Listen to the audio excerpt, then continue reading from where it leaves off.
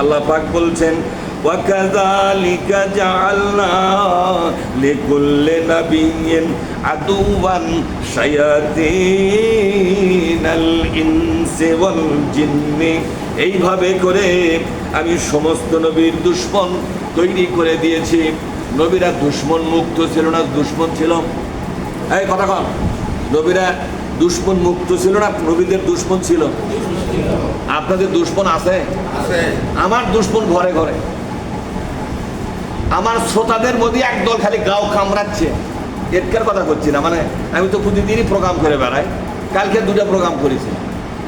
আমি দেখছি চোখ মুখে দেখা দেখে আমার শ্রোতার মধ্যে কিছু শ্রোতা খালি ইয়ে করেছে, তার মানে আমার পাইলে উঠি চাপা বেশি কাটা। আমার কথা বোঝেন নেই?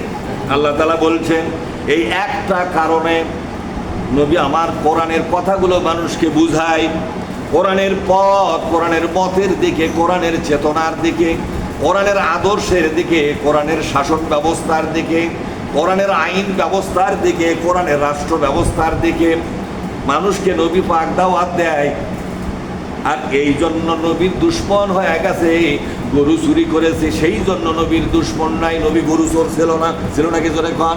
নবী চোর নয়, ডাকাত নয়, খুনি নয়, পাটপার নয়, আমানতের খিয়ানতকারী নয়। সকল দোষ থেকে আল্লাহ পাক তাকে পবিত্র রেখেছিলেন। যেরকম সুবহানাল্লাহ। এই পৃথিবীতে একটা নিষ্পাপ মানুষ যদি থাকে তার নাম কি? যেরকম নিষ্পাপ মানুষের নাম কি? মুহাম্মাদুর রাসূলুল্লাহ বলেন সাল্লাল্লাহু আলাইহি ওয়াসাল্লাম। তার কি কোনো দোষ ছিল? আর নিরপরাধ মানুষের দুশমন হয় কেমনে বলেন আপনারা?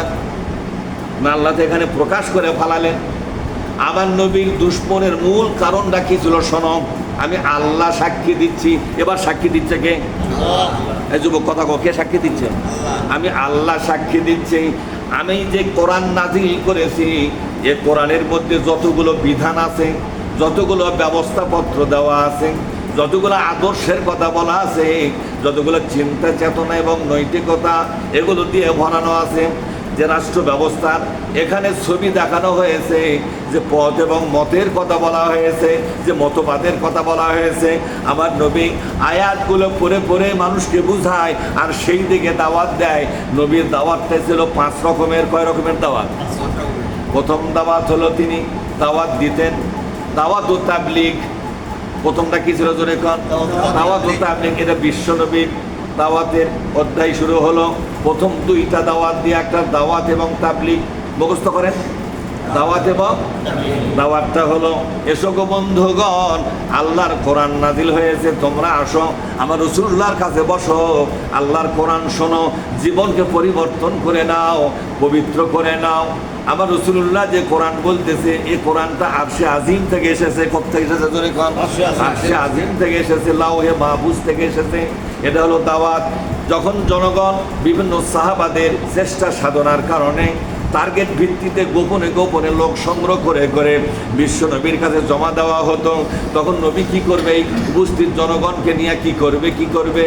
কোরআন থেকে আল্লাহ পাক সমাধান দিয়ে বলল, নবীজি তোমার কাছে বিভিন্ন সাহাবাদের দ্বারা কিছু লোক সংগ্রহ হয়ে বসে পড়েছে, তোমার কাছে কোরআন শুনতে চায়, তোমার এখন দায়িত্ব হলো তাবলীগ শুরু করো। কি করো? তাবলীগ শুরু।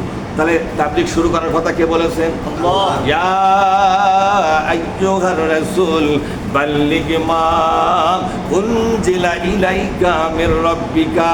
ওগো নবী, তোমার কাছে আল্লাহর পক্ষ থেকে যে কোরআন নাজিল হয়ে গেছে, অন্য কোনো পেশাল নয়, শুধু একটা একটা তার আয়াত বলবে আর মানুষকে বুঝাবে। এই যে কোরআনের আয়াতগুলো মানুষকে বুঝে দেওয়াটাই হলো তাবলীগ।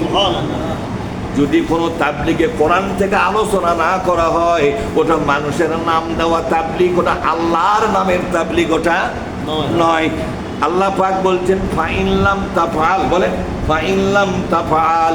এইভাবে যদি তাবলীগ তুমি না করো, অর্থাৎ তোমার আলোচনার মধ্যে কোরআনের আয়াতগুলো সূরাগুলো যদি না থাকে, এইভাবে আলোচনা যদি না করো, ফামা বাল্লাগতা রিসালাতাহু, তাহলে তুমি তোমার রাসূলের দায়িত্ব পালন করলে না, আর তোমার দ্বারা তাবলীগ কিন্তু হলো না। কোরআন বাদ দিয়ে তাবলীগটা তাবলীগ নয়।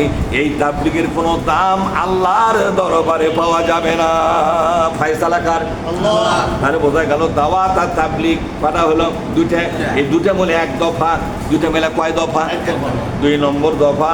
বিশ্ব নবীকে বলা হলো যারা দাওয়াত কবুল করবে, যারা দাওয়াত কবুল করবে তাদেরকে জানিয়ে দাও ওয়াতাসিমু বিহাবলিল্লাহি জামিআও ওয়ালা তাফাররাকু। তোমরা যারা কোরআন বুঝেছো, তোমরা যারা আল্লাহর কোরআনের দাওয়াত কবুল করেছো, যারা মনে মনে সিদ্ধান্ত নিয়েছো যা শুনেছি এখন মেনে নেব, যারা মানতে চায় তাদেরকে দলবদ্ধ করো। কে বলছেন? আল্লাহ। ওয়াতাসিমু মানে দলবদ্ধ করো। কিসের জন্য দলবদ্ধ করো? বিহাবলিল্লাহ, কোরআনের জন্য। কার জন্য? জোরে কোরআনের জন্য। এই কোরআন কায়েমের জন্য দল হতে হবে। কোরআন কায়েম একা একা হবে না, একটা বিরাট শক্তিশালী দল হওয়া লাগবে, তা নাহলে কোরআন কায়েম হবে না। দলবদ্ধ যখন হয়ে গেল তখন নবীকে বলা হলো, নবী আকাশ দিকে তাকায় আছেন, আল্লাহ বলেন আল্লাহ, এরা দলবদ্ধ হয়ে গেছে, আমি এখন এদেরকে নিয়ে কি করব? আল্লাহ পাক বললেন কেন? ওয়ায়ুআল্লিমুহুমুল কিতাবা ওয়াল হিকমাতা, বলেন ওয়ায়ুআল্লিমুহুমুল কিতাবা ওয়াল হিকমা। তুমি আল্লাহর কোরআনের শিক্ষা দাও এবং হিকমত মানে হাদিস শিক্ষা দাও। এই কোরআন কেমনে বাস্তবায়ন করা যাবে, বাস্তবায়নের পদ্ধতিগুলো শিক্ষা দাও। অর্থাৎ তাদেরকে কোরআনের শিক্ষা, হাদিসের শিক্ষা এবং এই কোরআনকে বাস্তবায়ন করার জন্য সাংগঠনিক শিক্ষা দিয়া রাজনৈতিক ময়দানে যোগ্য লড়াকু সৈনিক বানাও। সুবহানাল্লাহ। তাহলে কোরআন শরীফের সাথে বিশ্ব নবীর দাওয়াতের মিল আছে না নাই? তাহলে কয় দফা গেল? 2 দফা গেল। এবার আসেন 3 দফা।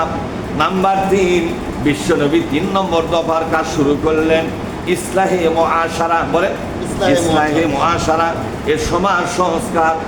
এই সমাজের মধ্যে শিরক আছে, বেদাত আছে, আছে না নাই? এই সমাজে কুসংস্কার আছে, এর সমাজে অপসংস্কৃতি আছে, ভুল বিশ্বাস আছে, ভুল চেতনা আছে, ইসলামের নামে বহু মিথ্যা কিচ্ছা কাহিনী সমাজটা ভরে আছে।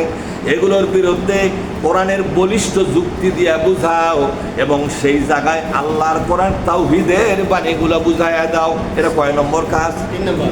জোরে বলেন, কয় নম্বর কাজ? 3 নম্বর কাজ।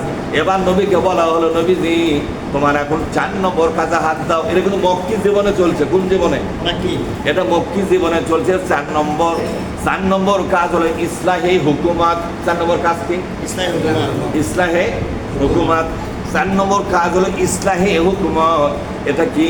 সমাজ এবং রাষ্ট্র সব জায়গা থেকে ওয়ালাকাদ কাতাবনা ফিজ জাবুরি, বলেন ওয়ালাকাদ কাতাবনা ফিজ জাবুরি মিন বাদিজ যিকরি আন্নাল আরদা ইয়ারিসুহা ইবাদিয়াস সালিহুন। কোন আল্লাহু আকবার। আল্লাহ পাক বলছেন আমার নাযিল করা কিতাবে আমি দলিল করে দিয়েছি। ওয়ালাকাদ কাতাবনা মানে আমি দলিল করে দিয়েছি, ফরজ করে দিয়েছি। কি করে দিয়েছে? কাতাবনা, কুতিবা, কাতাবা, এগুলো হচ্ছে ফরজের বেলায় আল্লাহ পাক এই শব্দ ব্যবহার করেছেন। আমি লিখিত দিয়েছি, দলিল করে দিয়েছি, মুসলমানদের জন্য এটা ফরজ করে দিয়েছি। কি ফরজ? আন্নাল আরদা, বলেন আন্নাল আরদা ইয়ারিসুহা ইবাদিয়াস সালিহুন। যারা আল্লাহওয়ালা নেককার, যারা আল্লাহওয়ালা কি? নেককার।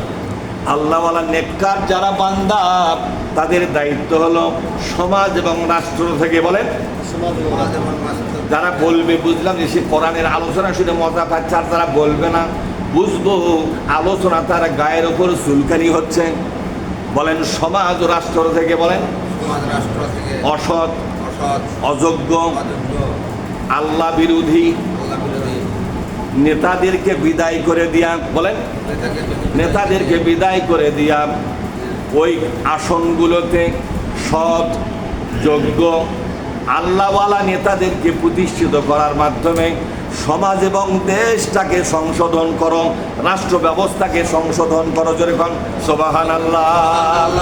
এটা কয় নম্বর দফা হলো? এই দফার উপরে বিশ্বনবী কাজ করেছেন। সমাজ এবং রাষ্ট্র থেকে অসৎ, অযোগ্য এবং আল্লাহ বিরোধী নেতাদেরকে বিদায় করে দিয়া সৎযোগ্য এবং আল্লাহওয়ালা নেতাদেরকে কায়েম করেছিলেন কিনা ধরে কর। এই কায়েমের যখন ডাক এসে গেল, তখন আল্লাহর নবী কাবা শরীফের গেলাপ ধরে কেঁদে বলেছিলেন, রব্বুল আলামিন আমাকে তুমি ওয়াজআলনি মিন লাদুনকা, বলেন ওয়াজআলনি মিন লাদুনকা সুলতানান নাসিরা। 4 নম্বর দফার কাজ আমি যদি করতে চাই, তাহলে আমাকে তো আসলে রাষ্ট্র ক্ষমতা হাতে পাওয়া লাগবে। জোরে কোন ঠিক না? রাষ্ট্র ক্ষমতার মধ্যে যদি অসৎ লোক চেয়ারে বসা থাকে, অযোগ্য লোক বসা থাকে, আল্লাহ বিরোধী লোক বসা থাকে, তাহলে সেই রাষ্ট্র সংশোধন করা আমার পক্ষে সম্ভব হবে না। চেয়ারে আছে একজন আর আমি কাম করে সংশোধন করব। এই জন্য তুমি রাষ্ট্রের সকল চেয়ারগুলো আমার হাতে উঠাইয়া দাও। এই মোনাজাত কে করেছিলেন? বিশ্বনবী মুহাম্মদ রাসূলুল্লাহ বলুন সাল্লাল্লাহু আলাইহি ওয়াসাল্লাম। এই মোনাজাত করে তিনি মক্কা থেকে মদিনার দিকে পা বাড়ালেন। মদিনায় পৌঁছার পর বিশ্বনবীর দোয়া মদিনায় যাওয়ার আগেই কবুল হয়ে গেছে। বিশ্বনবী মদিনায় এখনো পৌঁছেননি, রাস্তার ভিতরে। বিশ্বনবী জানেন না তার এই মক্কায় কাবা শরীফের গেলাপ ধরে মোনাজাতটা যে করেছিলেন আল্লাহর কাছে, মদিনায় পৌঁছার অনেক আগেই তার দোয়াটা কবুল হয়ে গেল।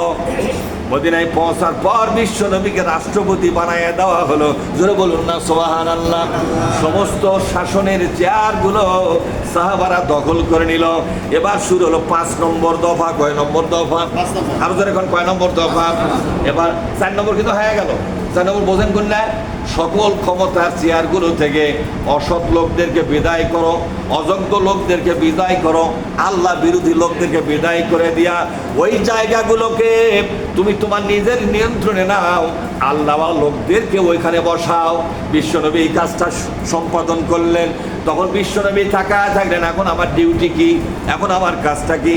আল্লাহ পাক তাকে 5 নম্বর দফার কাজ দিলেন। কাতিলুহুম, বলেন কাতিলুহুম হাত্তা লা তাকুনা ফিতনাতুন ওয়া ইয়াকুনাদ-দীনু কুল্লুহু লিল্লাহ। আল্লাহু আকবার। আল্লাহ পাক বলেন, ও নবী এবার 5 নম্বর দফা শুরু করো। এই কথাগুলো কে বলে দিচ্ছে? আল্লাহ। আপনাদের বিশ্বাস হয়? টার্গেট একটু হাত তুলে দেখান তো। আমি তো প্রত্যেকটা দফার মধ্যে কোরআন আয়াত দিচ্ছি, বিশ্বাস না হলে আপনাদেরই বিপদ। কোরআনের একটা আয়াতও যদি বিশ্বাস না হয়, আপনাকে জেতা কাফের হয়ে কবরে যাওয়া লাগবে। ঠিক না ব্যারিক জোরে কোন? এজন্য আল্লাহ পাক বলেন, নবীজি এক এক করে 4 নম্বর দফা তোমার কাজটা হয়ে গেছে, এবার 5 নম্বর দফার কাজ শুরু করো। কয় নম্বর দফা? 5 নম্বর দফার আয়াত এসে গেল, কাতিলুহুম, বলে কাতিলুহুম হাত্তা লা তাকুনা ফিতনাতুন ওয়া ইয়াকুনাদ-দীনু কুল্লুহু লিল্লাহ। এবার কিতাল ফি সাবিলিল্লাহ শুরু করো। তলোয়ার নাও, কি নাও জোরে কোন? তলোয়ার নাও, তুমিও নাও, তোমার সাহাবারাও নাও, ময়দানে নেমে যাও। কোথায় নেমে যাও জোরে কোন? ময়দানে নেমে যাও, তলোয়ার তুমি হাঁকাও। ওয়ামা লাকুম লা তুকাতিলুনা ফি সাবিলিল্লাহি ওয়াল মুস্তাদআফিনা মিনার রিজালি ওয়ান নিসাই ওয়াল বিলদানিল্লাযীনা ইয়াকুলুনা রাব্বানা আখরিজনা মিন হাযিহিল ক্বরিয়াতি যালিমি আহলুহা ওয়াজআল লানা মিন লাদুনকা ওয়ালিয়া ওয়াজআল লানা মিন লাদুনকা নাসীরা। আল্লাহু আকবার। 5 নম্বর দফার কাজ হলো, ওগো নবীজি এবার তলোয়ার গ্রহণ করো। সাহাবারা তলোয়ার নেবে। যেই বেলাল মসজিদে আজান দেয়, আজান দেওয়ার পরে বেলাল পর্যন্ত তলোয়ার গ্রহণ করলো। ঠিক না ব্যাধিক জোরে কোন? যে নবী মসজিদ নববীতে ইমামতি করেন, ইমাম মানুষে তলোয়ার গ্রহণ করলেন। একদিকে ইমাম, আর একদিকে নবী, আর একদিকে রাষ্ট্রপতি, আর একদিকে প্রধান বিচারপতি, আর একদিকে সেনাবাহিনী প্রধান।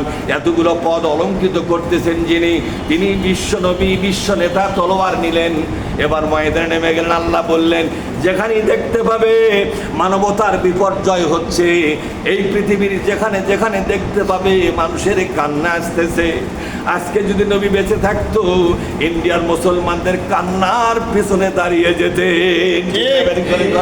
আল্লাহ পাক বলছেন, তুমি কেন লড়াই করবে না, কেন সংগ্রাম করবে না? মানুষেরা কান্দে, বৃদ্ধরা কান্দে, এমনকি শিশু বাচ্চারা পর্যন্ত কাঁদতেছে আর বলতেছে, আল্লাহ এই জালেমের জনপদ থেকে আমাদেরকে তুমি বের করে নিয়ে যাও, অথবা আমাদের জন্য একজন বন্ধু পাঠাও। কি পাঠাও? জোরে কর।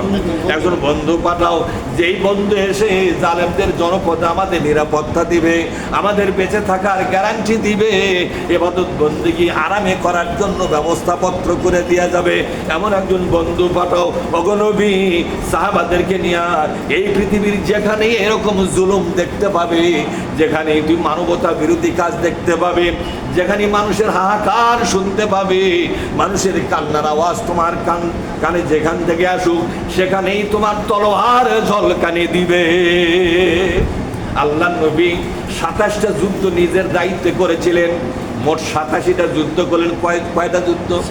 5 নম্বর দফার কাজ সরকারি ক্ষমতা পাওয়ার আগে না পরে? যখন 5 নম্বর দফার কাজ সরকারি ক্ষমতা পাওয়ার আগে না পরে? এটা পরে। আল্লাহ নবী 87টা যুদ্ধ পরিচালনা করলেন মাত্র 10 বছরের ভিতরে। এই 87টা যুদ্ধের ভিতরে 60টা যুদ্ধ তিনি অর্ডার দিয়ে করালেন, সেনাপতি বানায়া দিয়া। আর 27টা যুদ্ধ তিনি সরাসরি নিজেই যুদ্ধের সেনাপতি হয়ে যুদ্ধ পরিচালনা করেছিলেন। যেই নবী এক এক করে 5টা কাজ করে গেছেন, এটা কি সুন্নত নয়? এটা কি সুন্নত নয়?